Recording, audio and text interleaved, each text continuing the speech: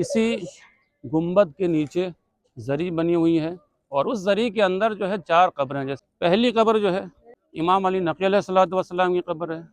उसी के बाजू में जो है इमाम हसन अस्करी अलैहिस्सलातु वस्सलाम की कब्र मुबारक वहाँ मौजूद है।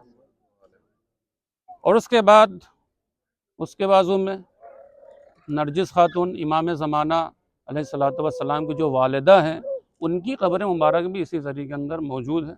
और पायती की तरफ इमाम की जो फूफी हैं हकीमा खातून, उनकी कब्र मुबारक मौजूद है। यानी एक ही ज़री के अंदर, जिस तरीके से हम लोगों ने काज़मैन में ज़ियारत की, नजफ़ में ज़ियारत की कि जहाँ मौला अली की भी कब्र है, जनाब नूह जनाब आदम, काज़मैन में ज़ियारत की हम लोगों ने इमाम मोहम्मद तक़ी, इमाम मूसा काज़िम।